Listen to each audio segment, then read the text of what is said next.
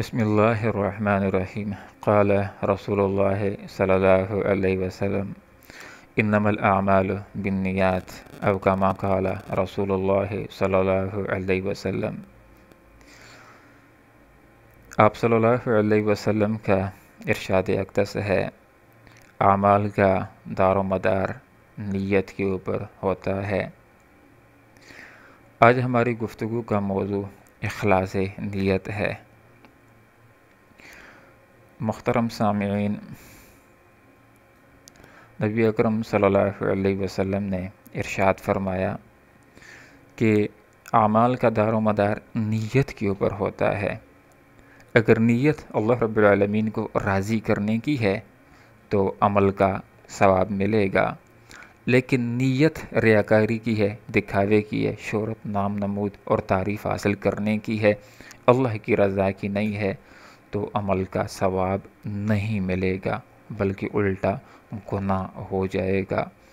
آپ صلی اللہ علیہ وسلم نے ارشاد فرمایا کہ جس بندے نے ہجرت کی اللہ اور اس کے رسول کی خاطر، تو اس کی ہجرت اللہ اور اس کے رسول کی خاطر ہی شمار ہوگی، اس کو ثواب ملے گا۔ اور جس بندے نے ہجرت کی کسی عورت کے ساتھ نکاح کرنے کے لیے یا دنیا کے اصول کے لیے، تو اس کی ہجرت اس ہی چیز کے لیے ہوگی کہ جس کے لیے اس نے ہجرت کی ہے۔ نیت کی اہمیت کا اندازہ اس بات سے بھی لگایا جاتا ہے کہ حدیث کی اکثر بڑی کتابیں اسی حدیث سے شروع ہوتی ہیں۔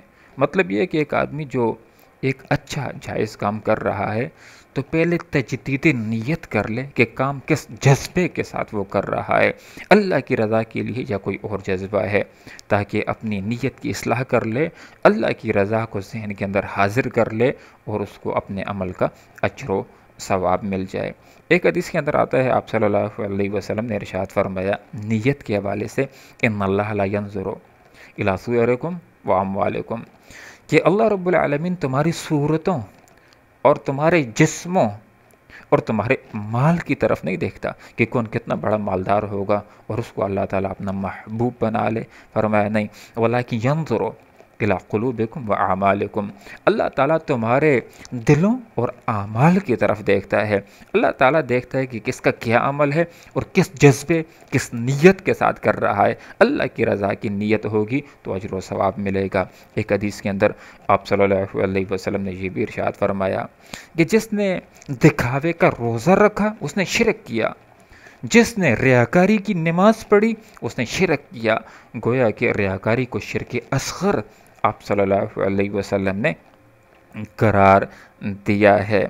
اور قرآن مجید عظیم الشان کے اندر بھی اللہ رب العالمین نے نیت کے حوالے سے یہ بیان فرمایا کہ لن ینال اللہ لحومها ولا دماؤها ولکن ینال التقوی منکم۔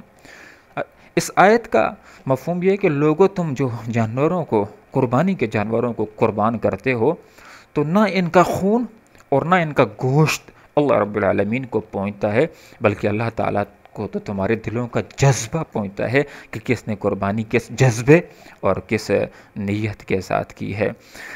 نیت کے حوالے سے ایک دفعہ آپ صلی اللہ علیہ وسلم نے ایک غزوہ کے موقع کے اوپر اپنے دوستوں سے یہ ارشاد فرمایا تھا کہ میرے دوستو، جس طرح جہاد کرنے کی وجہ سے تمہیں اللہ تعالیٰ نے اجر و ثواب دیا ہے، اسی طرح اللہ تعالیٰ نے اجر و ثواب ان لوگوں کو بھی دیا ہے کہ جو مدینہ کے اندر ہیں، وہ عذر کی وجہ سے جہاد کے تال کے اندر شریک نہیں ہو سکے۔ صرف ان کی نیت ہے کہ اگر ہم بیمار نہ ہوتے، ہمارے پاس اسلحہ ہوتا تو ہم ضرور جہاد کو جاتے، اللہ کے راستے میں قتال کرتے۔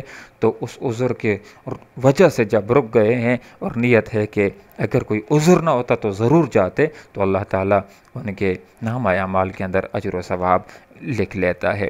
نیت کے حوالے سے یہ حدیث بہت ہی اہم ہے کہ آپ صلی اللہ علیہ وسلم نے ارشاد فرمایا کہ آخرت کے اندر سب سے پہلے 3 بندوں کا حساب کتاب ہوگا، اس میں سے ایک سخی ہوگا، ایک عالم ہوگا اور ایک شہید ہوگا۔ تینوں کو اللہ رب العالمین اپنے پاس بلائے گا اور اپنے انعامات یاد کرائے گا۔ تینوں اللہ تعالیٰ کے انعامات کا اعتراف کر لیں گے۔ اب اللہ تعالیٰ ان سے پوچھے گا، بتلاؤ میں نے زندگی دی تھی، زندگی کے اندر میرے لیے تم نے کیا کیا ہے؟ ایک کہے گا علم حاصل کیا تھا، لوگوں کو سکھایا۔ دوسرا کہے گا کہ مال کمایا تھا، لوگوں میں تقسیم کیا تھا۔ اور تیسرا کہے گا کہ جان کو جنگ کے اندر کٹا دیا تھا۔ اللہ رب العالمین وہ ذات بابرکات ہے کہ جو دلوں کے رازوں کو جاننے والا ہے۔ انہ علیم بذات الصدور، سینوں کے رازوں سے، نیتوں سے آگاہ ہے۔ اللہ تعالیٰ ان سے فرمائے گا کہ تم تینوں نے یہ کام کیے ہیں، لیکن تمہارا مقصود میری رضا نہیں تھی، تمہارا مقصد یہ تھا کہ تمہاری تعریف ہو جائے، لوگ تمہیں بڑا نڈر بہادر کہہ دیں، بڑا عالم مدرس کہہ دیں، بڑا صحیح کہہ دیں۔ دنیا کے اندر دنیا والوں نے تمہیں بہت کچھ کہہ دیا ہے، آج میرے پاس تمہارے لیے کچھ بھی نہیں ہے، اور ان تینوں افراد کو اوندا جہنم کے اندر پھینک دیا جائے گا۔ غور کیجیے کتنے بڑے بڑے نیک اعمال ہیں، جب یہ بڑے بڑے نیک اعمال ریاکاری اور دکھاوے کی وجہ سے ضائع ہو سکتے ہیں، تو چھوٹی چھوٹی نیکیاں تو دکھاوے کی وجہ سے بطریق اولا وہ ضائع ہو جائیں گی۔ اس لیے ہمیں چاہیے کہ ہم جو بھی کام کریں، اگر گناہ کا کام ہے، ناجائز کام ہے، تو اس کام سے رک جانا ہی اجر و ثواب ہوتا ہے، اور اگر جائز اور اچھا کام ہو تو اس کو آپ صلی اللہ علیہ وسلم کے طریقے کے مطابق کرنا اور اخلاص کے ساتھ کرنا، اللہ کی رضا کے لیے کرنا، یہی اجر و ثواب کا باعث ہو جاتا ہے۔ اللہ رب العالمین سے دعا کرتے ہیں کہ اللہ تعالیٰ میں اس بات کی توفیق عطا فرمائے کہ ہم اخلاص کو قائم کریں اور ہم ایسے اعمال کر لیں کہ جن کا فائدہ ہمیں آخرت کے اندر ملے۔ اللہ عمل کی توفیق عطا فرمائے۔ وآخر دعوانا ان الحمد للہ رب العالمین۔